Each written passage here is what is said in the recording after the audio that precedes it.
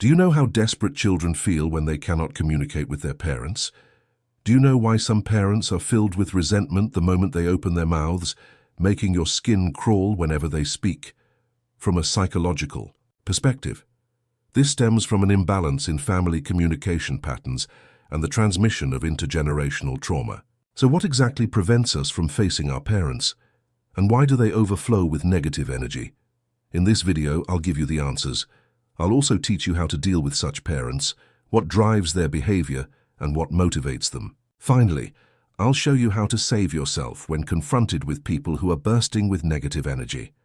Why can't you communicate calmly with your parents?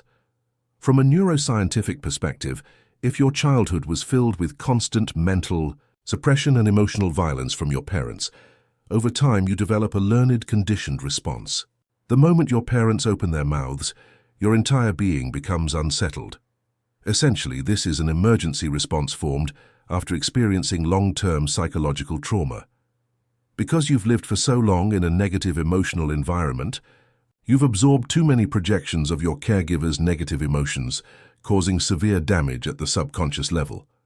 As a result, your behavioral patterns and ways of expression contain serious cognitive biases. For example, when I was young, whenever I saw my mother's face change, I knew she must have lost money gambling again. All my subsequent words and actions would become extremely cautious.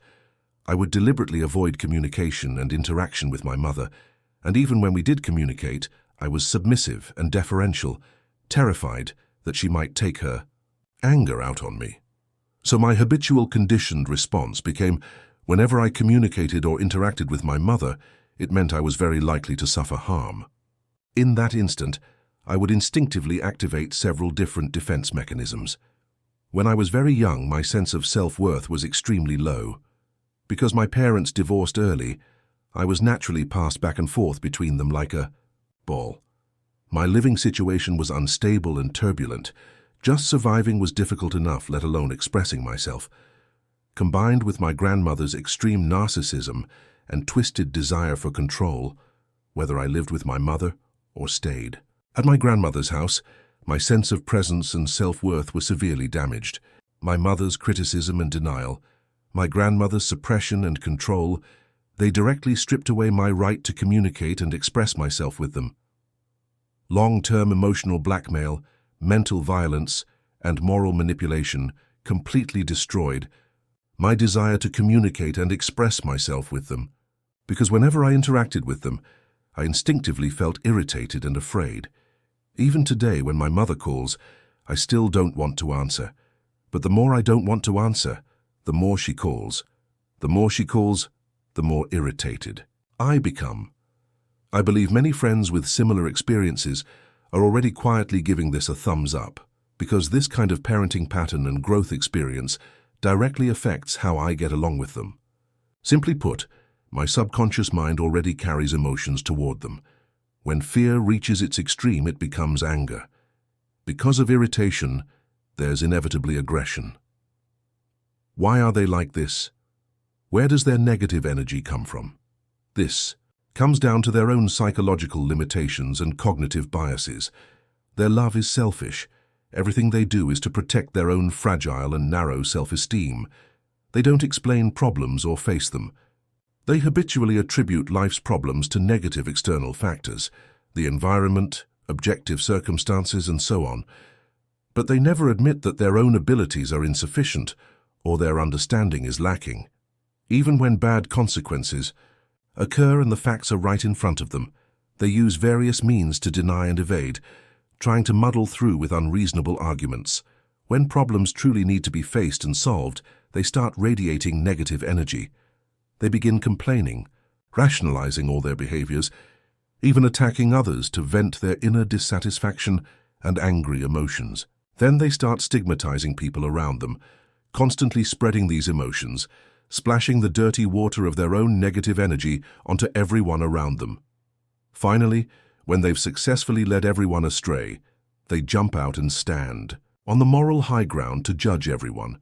I believe everyone has people around them who radiate negative energy to some degree.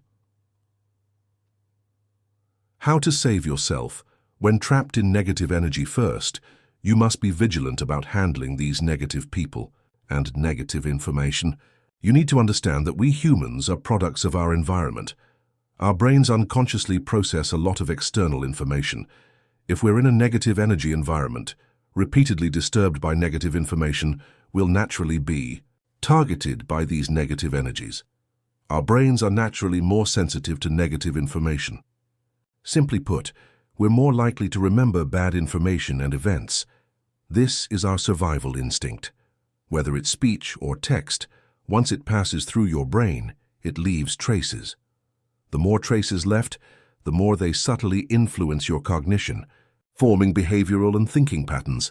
So when we notice something's wrong, we first need to pay attention to our own feelings. Trust your feelings, trust your body, even trust your intuition. When you feel uncomfortable, it's actually your body and mind receiving a lot of negative information and energy. At this point, we need to immediately extract ourselves from this verbal environment or real-life scenario.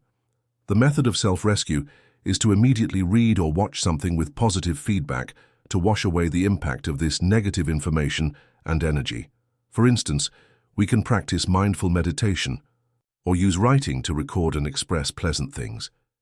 We can find some exercises that relax the body or chat and communicate with people who possess high-dimensional energy.